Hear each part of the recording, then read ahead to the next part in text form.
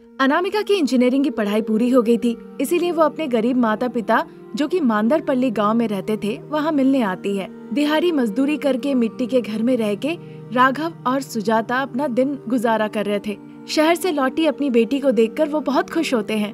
हमारी बेटी शहर से लौट आई है, शारदा मैडम के पास उसे क्यों नहीं ले जाते हैं उनका आशीर्वाद लेने के लिए। हाँ ठीक है सुजाता। इस तरह से कहकर वो बताते हैं अपनी बेटी को कि शारदा जी ने पैसे देकर उसकी पढ़ाई लिखाई में उन्हें किस तरह से मदद की थी। अनामिका भी सोचती है जब शारदा जी इतनी अच्छी इंसान है तो उनके पास जाकर एक बार उनका आशीर्वाद लेना चाहिए। ये सोचकर अपने पिता के साथ वो शारदा के घर जाने लगती है। उस गांव में शारदा और उसके परिवार बहुत ही बड़े घर में रहते थे। शारदा और प्रसाद भी बड़े दयालु दंपति थे। उनका एक बेटा था रमेश। वो बड़े ही अय्याशी भरी जिंदगी जीने वाला इंसान था। उसे पैसों का बड़ा घमंड था। माता पिता को लगता था शादी के बाद वो ठीक हो जाएगा, इसीलिए वो लड़की ढूंढ रहे थे। ठीक उसी वक्त राघव और सुजाता अनामिका को लेकर शारदा के घर जाती है। अनामिका शारदा और प्रसाद को बहुत अच्छी लगती है। अगर अनामिका उनकी घर की बहू बन जाती है तो उनका बेटा घर पे रहेगा और बदल जाएगा। ऐसी बात वो राघव और सुजाता को बताते हैं। फिर अनामिका कहती है, मालकिन मुझे माफ कीजिएगा, पर मेरे माता पिता ने कहा कि मेरी पढ़ाई के लिए आप लोगों ने मुझे बहुत मदद की है, इसीलिए मैं आप लोगों का आशीर्वाद लेने आई थी। आप लोगों ने हमारी इतनी मदद की है जो कि हम कभी भी जिंदगी में नहीं भुला पाएंगे। मेरे बेटे से शादी कर लो अनामिका, हम तुम्हारे आभारी रहेंगे। मालकिन आप ही बताइए, मैं आपके बेटे से कैसे शादी कर सकती हूँ? आप ही बता रही थी ना कि आपका बेटा अय्याशी में जिंदगी गुजारता है, उसकी बुरी आदतें हैं। फिर मैं तो क्या, कोई भी लड़की कैसे शादी करेगी? ये सुनकर शारदा को बड़ा गुस्सा आया और अनामिका को थप्पड़ लगा दिया। राघव, तुम हमेशा क्या कहते थे, तुम्हें याद है कि नहीं? हाँ मालकिन, कभी मौका मिले तो मैं आपका सारा कर्ज चुकता कर दूंगा, यही कहता था ना। हाँ, और वही कर्ज चुकता करने का मैं तुम्हें मौका दे रही हूँ तुम्हारी बेटी के रूप में। जल्दी सोच विचार करके बताओ। राघव कुछ कह नहीं पाता है। आंखों में आंसू लेकर वो अपनी बेटी की तरफ देखता है। अनामिका पिता की तकलीफ समझ जाती है और रमेश से शादी करने के लिए वो अपनी मंजूरी दे देती है। इस तरह रमेश की शादी पढ़ी लिखी इंजीनियरिंग लड़की अनामिका से हो जाती है। फिर एक दिन अनामिका अपनी सासू माँ से कहती है, सासू माँ, गर्मा गर्म चाय बनाई हूँ, पी लीजिए। शारदा चाय लेकर देखने लगती है। क्योंकि अनामिका उनके ऊपर टिप्पणी दी थी, इसीलिए शारदा अब अनामिका से बदला लेने के लिए सोचती है और एक तरकीब बनाती है। अरे बहू, ये चाय गरम कहाँ है, ये तो ठंडी है। अरे सासू माँ, ये तो बहुत गरम है। इसे तुम गरम कहती हो बहू रानी? ऐसा गरम होना चाहिए कि चमड़ी पे गिरे तो चमड़ी हट जाए, पर जो चाय तुमने दी है ये चमड़ी पे गिरने पर भी किसका कोई एहसास नहीं होगा। लाओ अपना हाथ लाओ, मैं डाल के देखती हूँ। अगर चमड़ी हट जाए तो गरम है और अगर नहीं तो नहीं। क्या कहती हो मेरी इंजीनियर बहू रानी? जैसे ही शारदा कहती है, अनामिका तुरंत समझ जाती है कि शारदा उसके साथ बदला लेना चाह रही है, इसीलिए वो इस तरह से कह रही है। अब देखिए, ऐसा कह के अनामिका अपना हाथ आगे बढ़ा देती है। जब शारदा उसके हाथ पे गरम चाय डालने ही वाली होती है, अनामिका अपनी बुद्धि लगाकर शारदा का हाथ सामने ले आती है। बस गरम चाय अनामिका के हाथ पे ना गिर के जाके शारदा के हाथों पे गिरता है। अब लो। जल गया, चाय बहुत गरम है। क्या हो गया बहू, ये सब तुम क्या कर रही हो? तुम चाय मेरे हाथ पे क्यों गिराई? अरे सासू माँ, अपनी बुरी नीयत की वजह से आप मेरा हाथ जलाना चाह रही थी। अब जब चालाकी से मैंने आपके हाथ आगे बढ़ा दिए तो आप खुद ही देख लीजिए, जो सवाल आपके मन में था उसका जवाब भी आपको मिल गया होगा। और ये भी देख लीजिए, गरम चाय हाथ पे गिरने से कितनी चोट लगती है। ऐसा कह के अनामिका चाय का कप लेके किचन में चली जाती है। शारदा उफ उफ करते करते अपने हाथों पे फूकने लगी। किचन से अनामिका को शारदा का दर्द देखा नहीं जाता तो ऑइंटमेंट लाके वो उसके हाथों पे लगा देती है। धीरे धीरे जलन कम होती है। शारदा के आंखों से आंसू बहने लगते हैं। अनामिका उन आंसू को पोंछती है। इसके बाद शारदा अनामिका को बहुत प्यार से देखती है। सॉरी सासू माँ। उसकी जरूरत नहीं बहू, असल में मैं तुम्हें तकलीफ पहुंचाना चाह रही थी और चालाकी से तुमने मुझे अच्छा सबक सिखाया।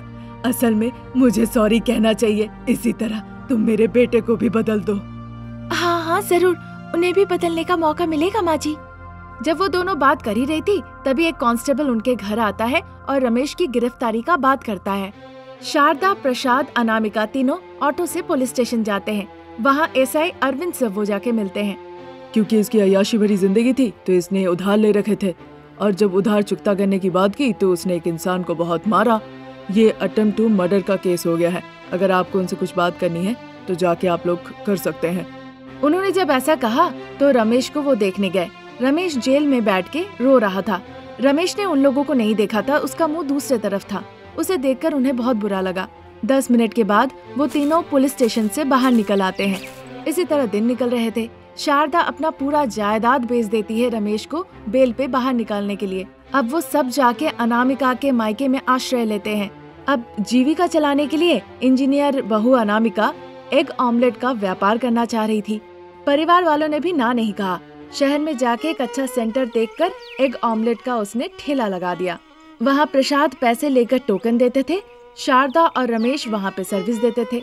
उस दिन भी हर दिन की तरह रात का 10 बज रहा था। शारदा को यह सब की आदत नहीं थी तो उसे शरीर में दर्द हो रहा था। माँ, अब मैं पूरी तरह से बदल गया हूँ। तुम इस तरह से इतनी मेहनत क्यों कर रही हो? मैं सब संभाल लूंगा, तुम घर पे रहकर आराम करो माँ। उसकी ऐसी बातें सुन के शारदा बहुत खुश होती है। इस तरह इंजीनियर बहू रानी अनामिका एग ऑमलेट का व्यापार करके खुशी खुशी जीवन बिताने लगी। रमेश ने भी खुद को पूरी तरह बदल लिया और अनामिका के व्यापार में उसे सहायता करने लगा। इस तरह वो परिवार एक साथ खुशी खुशी जीवन बिताने लगे। इस तरह इंजीनियर बहू ने एक बिखरे परिवार को संभाल लिया। ये स्टोरी अगर पसंद आई तो हमारे चैनल को जरूर सब्सक्राइब करें। Thank you for watching. सुबह के 8 बज रहे थे। शारदा टिफिन सेंटर में बहुत व्यस्त थी। जिसे जो चाहिए था वो बना के देने में शारदा चूल्हे के पास बहुत व्यस्त थी। रमेश पड़ोसने में व्यस्त था।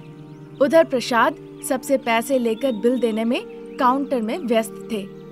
उस पूरे इलाके में ये सबसे बेहतर टिफिन सेंटर के नाम से जाना जाता था। जो पैसे लेके वो खाना देते थे उसमें कोई मिलावटी नहीं था। वो खाना खाते ही सभी को ऐसा लगता था मानो कि घर का खाना हो। शारदा, प्रसाद, रमेश बड़े दिल से ये काम करते थे। तभी अचानक से एक सफेद गाड़ी आके वहाँ रुकती है। ये देखकर शारदा कहती है, बेटा रमेश, मैं खाना पकाते पकाते भूल ही गई। सफेद कार में सवार लोगों ने डोसा मांगा था। जाओ बेटा, जाके दे आओ। ठीक है माँ। इतना कह के रमेश बनाया हुआ डोसा ले जाता है सफेद कार के पास। वहाँ अनामिका इंतजार कर रही थी। अनामिका फोन में शॉर्ट्स देख रही थी। मैडम, आपको डोसा चाहिए था ना? ये लीजिए गर्मा गर्म डोसा। इतना कहकर रमेश ने अनामिका को डोसा दे दिया, पर अनामिका गुस्से से वो डोसा रमेश के मुंह पे फेंक दी। क्या मैं सड़क पे खड़ी होकर कचरा खाने वाली ऐसी लगती हूँ? हाँ, मैं मॉडल हूँ, मॉडल अनामिका। ये सब मैं नहीं खाती हूँ, जो इसे लेकर। सॉरी मैडम, गलती हो गई। ये लो, तुम्हारा ये सड़ा हुआ डोसा और चटनी के लिए ये ले जाओ। ऐसा कह के अनामिका रमेश के मुंह पे पैसा फेंक के देती है। रमेश को बहुत बुरा लगता है, वो रोने लगता है। फिर नीचे से पैसा उठा के रमेश जाके गरीब औरत को दे देता है। ये देखकर अनामिका गुस्से से वहाँ से चली जाती है। ठीक उसी रात 2 गुंडे अनामिका का पीछा करते हैं। अनामिका उनसे छुपने के लिए सीधा शारदा के टिफिन सेंटर में घुस जाती है। ठीक उसी वक्त शारदा घर जाने के लिए अपना टिफिन सेंटर बंद करने ही वाली थी। अनामिका आके उनसे मदद मांगने लगती है। शारदा अनामिका के साथ खड़ी हो जाती है। फिर प्रसाद और रमेश जाके उन गुंडों को भगाते हैं। वो गुंडे वहाँ से चले जाते हैं। मुझे बचाने के लिए बहुत बहुत शुक्रिया। उस दिन आपके बेटे के साथ बहुत बुरा बर्ताव किया था, उसके लिए आई एम सॉरी। मैं तो इस बारे में बहुत पहले ही भूल चुकी हूँ। वैसे तुम्हारा घर कहाँ है? तुम्हारी गाड़ी कहाँ है? अचानक से मेरी गाड़ी खराब हो गई। मैं टैक्सी के लिए इंतजार कर ही रही थी, तभी ये 2 गुंडे मेरा पीछा करने लगे। मैं वृंदावन कॉलोनी में रहती हूँ आंटी। मेरा बेटा तुम्हें जाके छोड़ आएगा, सावधान रहना। उसके बाद जल्दी से रमेश अपनी बाइक निकालता है। मॉडल अनामिका रमेश के बाइक पे पीछे बैठ जाती है। रमेश बाइक चलाने लगता है। बिल्कुल आधे घंटे के बाद रमेश जाके उसके घर पे छोड़ आता है। अनामिका पहले माफी मांगती है, फिर घर छोड़ने के लिए थैंक यू कहती है। फिर उसने दोस्ती का हाथ बढ़ाया और तब से उन दोनों के बीच दोस्ती शुरू हो गई। रोज सुबह सुबह अनामिका उठ के बेड कॉफी पीती थी, फिर जल्दी से तैयार हो जाती थी बिना नाश्ता किए हुए। उसके बाद सीधा शारदा के टिफिन सेंटर में आके उनसे बातें करते करते ब्रेकफास्ट करती थी। शारदा का प्यार और सहानुभूति से अनामिका आकर्षित हो गई थी और अनामिका इस प्यार को जिंदगी भर पाना चाहती थी। इसीलिए वो धीरे धीरे रमेश की तरफ आगे बढ़ने लगी। तभी एक दिन अनामिका अपने पिता मनोहर को लेकर शारदा के घर पे आती है। शारदा बहुत आश्चर्य होती है, उसे कुछ समझ में नहीं आता है। वो एक दूसरे को देखते रहती है। अनामिका फिर शर्मा जाती है। तब जाके शारदा कहने लगती है, देखिए बाबू, इतने बड़े लोग हमारे घर आए, इसका मतलब मेरे बेटे ने जरूर कुछ गड़बड़ किया है। देखिए बहन जी, मुझे बाबू मत कहिए, भाई साहब कहिए। ये गलती सिर्फ आपके बेटे ने नहीं, मेरी बेटी ने भी की है। मनोहर क्या कह रहे हैं उन तीनों को कुछ समझ में नहीं आता है, तो वो तीनों एक दूसरे को देखने लगते हैं। अरे पिताजी, आप उन्हें इस तरह से परेशान मत कीजिए, खुल के बताइए। बेचारे, देखिए किसी को भी कुछ समझ में नहीं आ रहा, आखिर में आप कहना क्या चाह रहे हैं? रुको बेटा, मैं ससुर बनने वाला हूँ, इनके साथ तो मस्ती करना बनता है। ससुर बनने वाले हैं? हाँ बहन जी, मेरी मॉडल बेटी आपकी बहू बनना चाहती है। वो रमेश से प्यार करती है और अपनी पूरी जिंदगी आपका प्यार पाना चाहती है। अब आपको राजी होना ही पड़ेगा, कोई चारा नहीं है। ये सुनने के बाद शारदा और प्रसाद अपने बेटे रमेश को देखने लगते हैं। रमेश शर्मा जाता है। अनामिका से मैं भी प्यार करता हूँ पिताजी, रमेश ने कहा। अब चूंकि मनोहर अमीर था, इसीलिए बड़े धूमधाम से शादी हुई। फिर मनोहर रोते रोते अपनी बेटी के हाथ शारदा के हाथों दे दिए। चिंता मत कीजिए भाई साहब, अब आप अकेले क्यों रहेंगे, आप भी हमारे यहाँ आ जाइए, हम सब मिलके एक परिवार की तरह रहेंगे। जरूर आऊंगा, पर अभी नहीं दीदी। पिता के रूप में बेटी के लिए सारा फर्ज और जिम्मेदारी निभाने के बाद मैं जरूर आऊंगा। ऐसा कह के वो अनामिका को अपनी जिंदगी जीने के लिए भेज देते हैं। अनामिका अपने ससुराल में आती है। अनामिका अपनी सासू माँ शारदा से पूछती है कि अच्छी बहू बनने के लिए उसे क्या करना होगा। एक दिन सुबह सुबह 5 बजे अलार्म बजती है। सासू माँ शारदा नींद से उठ जाती है और अपने पति प्रसाद को भी उठाती है। प्रसाद नींद में ही कहने लगते हैं, आहा शारदा, अब कौन सा काम करना है, कोई काम तो है नहीं। आपको वॉक पे जाना है, डॉक्टर ने क्या कहा नहीं सुने? सुबह सुबह उठ के 1 घंटा चलिए, ऐसा नहीं करेंगे तो बहुत दिक्कत होगी। कहना बहुत आसान है, करना बहुत मुश्किल।